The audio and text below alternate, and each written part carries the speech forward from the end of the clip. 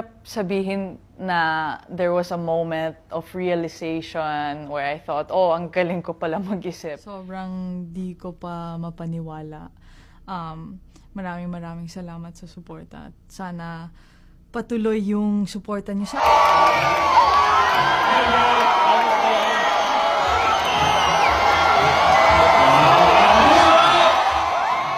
The EALA explosion. How a 20-year-old shook tennis to its core and why tomorrow could change everything.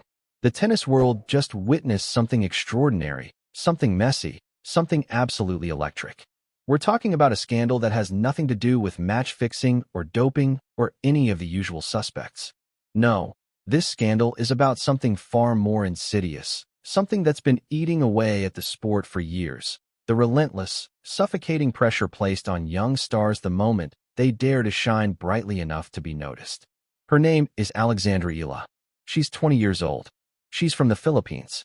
And right now, she's standing at the center of a firestorm that's threatening to consume everything in its path.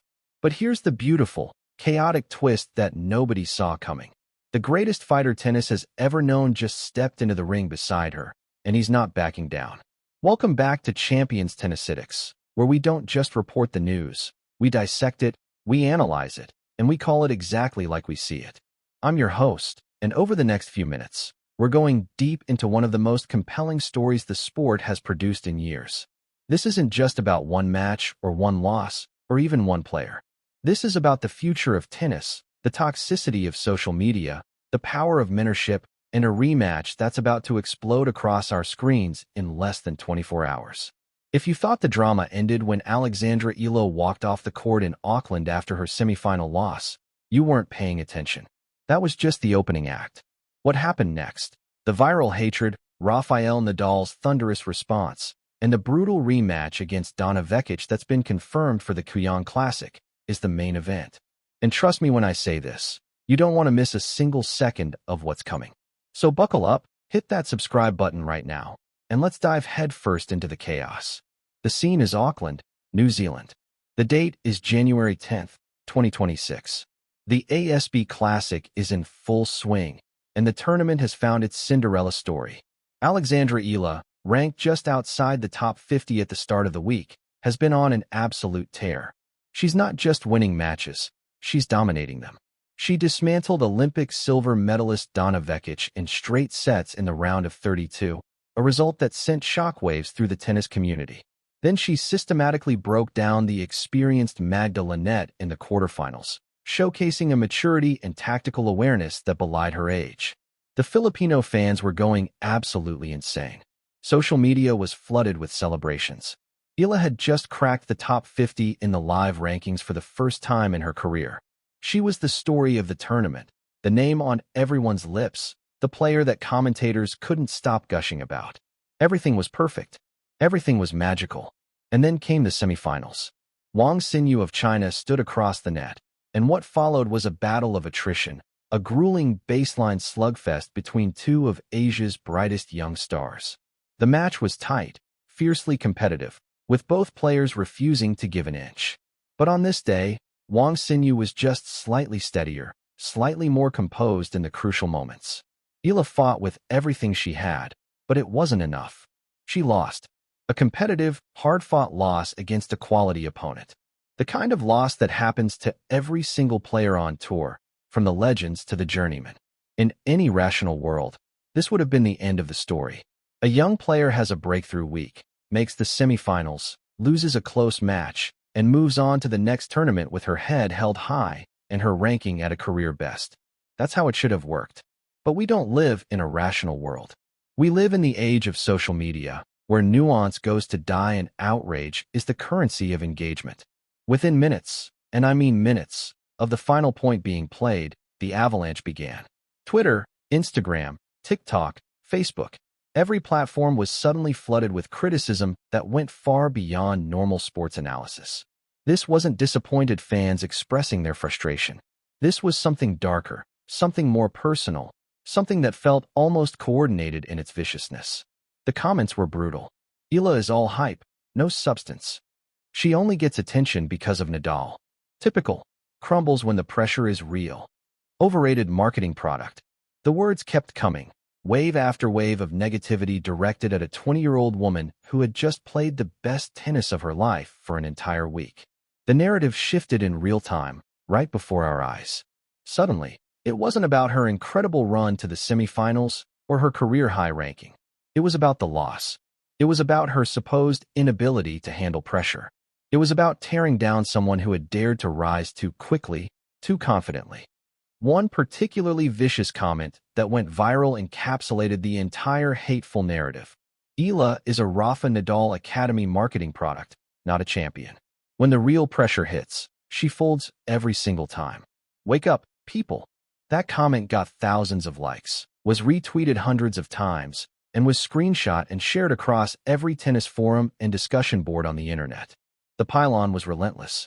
Fans who had been celebrating her victories just days earlier were now questioning everything about her game, her mentality, her worthiness to be mentioned alongside the sport's elite.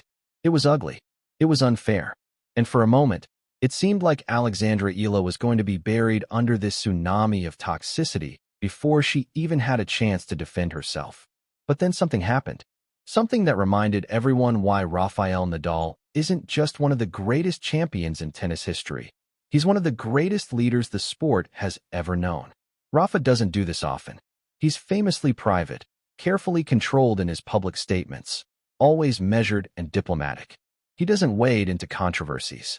He doesn't get involved in social media battles. He stays in his lane, focuses on his tennis and his academy, and lets his racket do the talking. But this time was different. This time, he saw one of his protégés being attacked, and he decided enough was enough. The post went up on his official social media accounts just hours after the match. No PR speak, no carefully crafted corporate messaging, just Rafa being Rafa, direct, honest, and powerful. He wrote, and I quote, "A loss does not define a player's value. The way you rise again does. Tennis needs that spirit, not imposed stereotypes. Keep fighting, AL." Let's pause right here and really break down what Nadal just did, because this wasn't just a throwaway message of support. This was a calculated, purposeful statement from someone who understands exactly what it's like to be in EALA's position. First, a loss does not define a player's value. That's Nadal speaking from 2 decades of experience at the absolute highest level. He's lost matches. He's lost finals. He's had seasons derailed by injury, moments where critics questioned whether he was finished. But he always came back. He always fought. He's reminding everyone, and specifically reminding EALA, that tennis is a long game, that one result means nothing in the grand scheme of a career. Second, the way you rise again does. This is the warrior mentality that has defined Nadal's entire career. He's not interested in excuses or self-pity. He cares about resilience, about character, about how you respond when things don't go your way. He's telling EALA that this moment right now, how she handles this adversity, is more important than the match she lost. And then comes the knockout punch. Tennis needs that spirit, not imposed stereotypes. This is Nadal calling out the entire toxic culture that just attacked his student. He's not being subtle. He's directly addressing the stereotype that young players, particularly young female players from underrepresented regions, are mentally fragile. He's addressing the stereotype that players who train at academies are somehow manufactured products rather than genuine competitors. He's using his enormous platform to say, stop it. Stop with the lazy narratives. Stop with the hate. This player has the spirit that tennis desperately needs. The impact was immediate and seismic. Within 30 minutes, EALA responded. She didn't write a long, emotional post. She didn't apologize or defend herself. She simply reshared Nadal's message with 3 words, loud and clear. We move. That response told you everything you need to know about Alexandra-EALA's mentality. She heard her mentor. She absorbed the message. And she's ready to get back to work. No drama, no victimhood, just pure focus on the next challenge. The shift in narrative was stunning to witness. Suddenly, the conversation wasn't about EALA's loss anymore. It was about the relationship between mentor and student. It was about Nadal's willingness to stand up for what he believes in. It was about the toxic culture of online sports fandom. And perhaps most importantly, it was about what would come next. Because in tennis, you don't win arguments with words. You win them with results. And the tennis gods, in their infinite wisdom, had already scripted the perfect sequel. Vekic's game plan tomorrow is going to be simple and brutal. Serve big, return bigger, take control immediately. She cannot allow EALA to get into those long rallies where the Filipinos' consistency and court coverage become factors. She needs to end points in 4 or 5 shots. She needs to be aggressive to the point of recklessness because playing cautious against someone as tactically clever as EALA is a losing strategy. And here's the thing, Vekic is going to be angry. Professional athletes have long memories, especially when it comes to losses they feel they shouldn't have taken. Losing to EALA in Auckland was a blow to her pride, to her confidence heading into the Australian Open, to her sense of where she stands in the hierarchy. She's been practicing hard all week. The reports from Kuang say she's been hitting with extreme intensity, working specifically on her return positioning against left-handers. So the central question for tomorrow's match is this: can Alexandra EALA weather the inevitable storm? Because Vekic is going to come out firing. The first 3 or 4 games are going to be crucial. If EALA can hold serve, can somehow neutralize that initial burst of aggression, then she has a chance. If Vekic breaks early and gets ahead, the momentum could be overwhelming. Let's talk about the venue for a moment because context matters. The Kuang Classic isn't just another warm-up event. This tournament has history embedded in every blade of grass. Kuang Lawn Tennis Club was the home of the Australian Open from 1922 until 1987. Rod Laver played here. Margaret Court dominated here. This is where Yvonne Goolagong Collie became a legend. The ghosts of tennis history walk these grounds, and being invited to compete at Kuang is a statement in itself. You don't get invited to Kuang just to fill out the draw. The tournament organizers are incredibly selective. They want players who bring star power, who have compelling stories, who can entertain the knowledgeable and passionate Australian crowds. Alexandra EALA being here tells you everything about how the tennis establishment views her potential. They see her as a future star, someone worth showcasing, someone who belongs on this stage. The atmosphere at Kuang is unique. It's intimate in a way that modern tennis rarely is. The stadium isn't some cavernous arena that seats 20,000 people. It's a club setting where fans are close enough to hear the players grunt, to see the sweat on their faces, to feel the tension of every point. This kind of environment can be intimidating for young players who are used to being somewhat insulated from the crowd. But it can also be energizing if you're the type of personality that feeds off that energy. EALA seems to be that type. She's never struck me as someone who shrinks from the spotlight. If anything, she seems to play better when the attention is on her. But with everything that's happened in the last few days, the criticism, the viral hate, Nadal's intervention, there's a psychological element at play here. Will the intimacy of the Kuang crowd feel supportive, or will it feel suffocating? Will she embrace the pressure, or will it overwhelm her? This match matters for reasons that go way beyond pride or revenge, or even the immediate result. This is the final significant competition before the Australian Open main draw begins. EALA has qualified directly for the main draw thanks to her ranking boost. She's not playing qualifiers on the outer courts. She's in the big show, and this will be her first Grand Slam main draw appearance where she's seeded, where she has legitimate expectations on her shoulders. If she beats Vekic again tomorrow, if she backs up that Auckland victory with another strong performance, her confidence going into the Australian Open will be sky high. She'll walk into Melbourne Park believing she can compete with anyone. The message to the locker room will be clear. This isn't a fluke. This isn't hype. This is real. She's here to stay, and you better take her seriously. But if she gets crushed, if Vekic overwhelms her and makes the first match look like a lucky aberration, then the doubts start creeping back in. The voices of the critics get a little louder. The questions about her mental toughness resurface. And heading into a Grand Slam with that kind of uncertainty in your mind is brutal. This is why Nadal's message was so perfectly timed and so crucially important. He's trying to insulate her from result-based thinking. He's trying to shift her focus away from winning and losing and toward the process, the fight, the way she competes. The way you rise again isn't about whether you win tomorrow.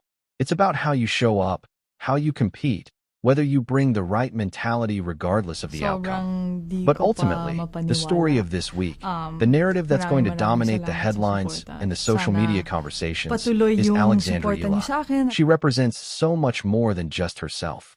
She represents the future of tennis. She represents an entire region, Southeast Asia, that has been starving for a global superstar.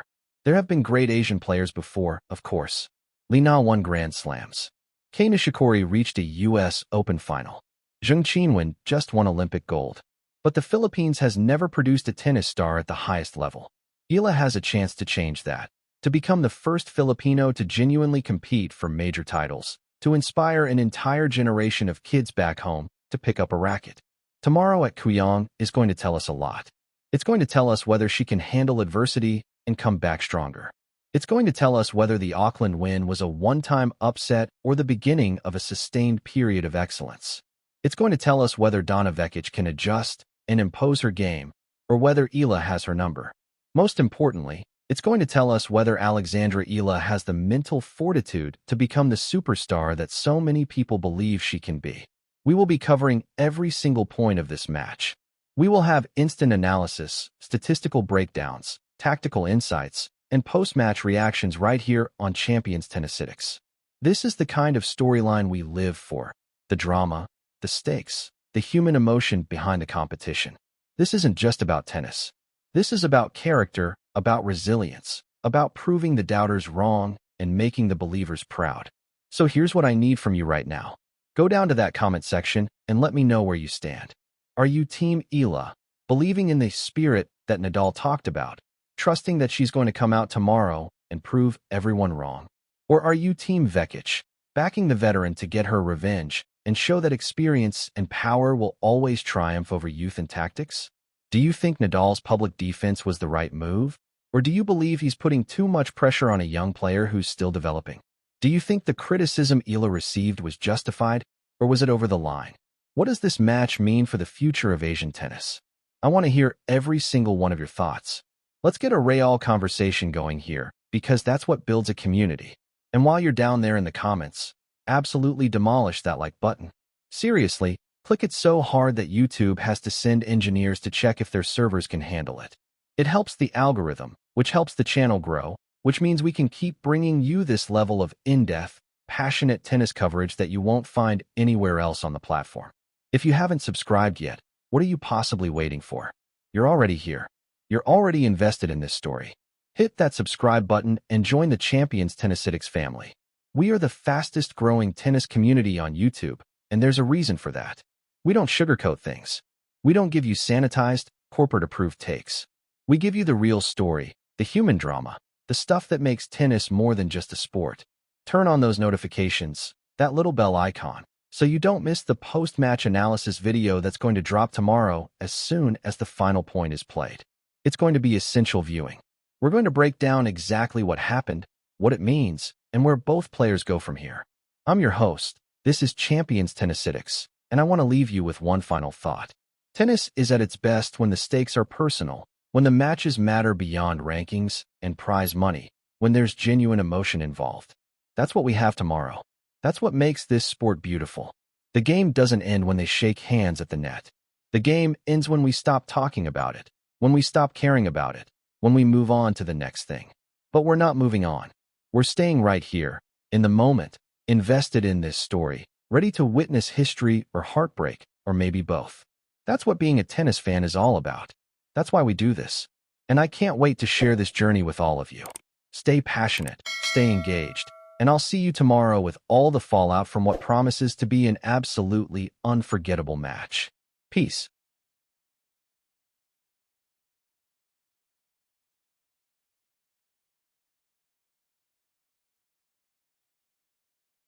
Sobrang di ko pa mapaniwala. Maraming salamat sa suporta. At sana patuloy yung suporta niyo sa akin at After 1 year outside of the tour, I think it's the right moment to be back. I have been working